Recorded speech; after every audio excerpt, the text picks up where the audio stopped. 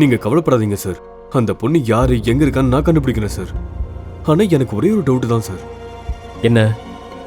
நீங்க சிட்டில எவ்வளவு பெரிய ஆளான ஒரு சாதாரண பொண்ணு பின்னாடி இப்படி பைத்தியமா இருக்கிறது எனக்கு அசிங்கமா இருக்கு சார். அப்படி அந்த பொண்ணு என்ன விதத்துல உங்களுக்கு ஸ்பெஷல் சார்? அதெல்லாம் சொன்னா உங்களுக்கு புரியாது. Okay sir. ஏன் இங்கே நிக்கிறீங்க?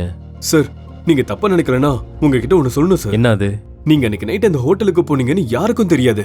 அந்த பொண்ணுக்கு நீங்க யாருன்னு தெரியுமான்னு நமக்கு தெரியாது. அந்த பொண்ணு நம்ம அப்படியே விட்டுட்டா உங்க பேரும் கெட்டு போகாது சார்.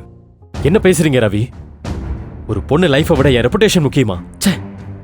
நான் அன்னைக்கு நைட் குடிச்சிருக்கவே கூடாது. அந்த பொண்ணோட முகம் கூட எனக்கு ஞாபகம் இல்லை. நான் எழுந்து சாரி சொல்றதுக்கு முன்னாடி அவன் அங்கிருந்து கிளம்பி போயிட்டா. நீங்க என்ன பண்ணுவீங்களோ எனக்கு தெரியாது. இந்த மொத்த சிட்டியும் தேடினாலும் பரவாயில்ல, அந்த பொண்ணு யாருன்னு கண்டுபிடிங்க. ஆனா எனக்கு அந்த பொண்ணு யாருன்னு தெரியணும். என் லைஃப்ல அப்படி ஒரு சம்பவம் நடந்து 5 வருஷம் ஆயிடுச்சு. அந்த ஹோட்டல் ரூம்ல என் கூட நைட்டு ஃபுல்லா இருந்த அந்த பொண்ணு யாருன்னு இப்ப வரை என்னால கண்டுபிடிக்க முடியல. நானும் பிசினஸ்னு இதை பத்தி சுத்தமா மறந்துட்டேன். ஆனா ஒவ்வொரு வருஷமும் ஆகஸ்ட் 15 வரப்பெல்லாம் நான் செய்யக்கூடாத ஏதோ ஒரு தப்பை செஞ்ச மாதிரி எனக்கு குற்ற உணர்ச்சியாவே இருக்கும். எப்படியாவது அந்த பொண்ணு யாருன்னு கண்டுபிடிச்சே ஆகணும். உடனே என்னோட மேனேஜரை வர சொன்னேன்.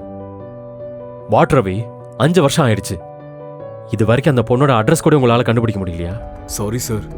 முழு வீடியோவை பாக்கெட் FM தமிழ் யூடியூப் சேனலில் கண்டு மகிழுங்கள்.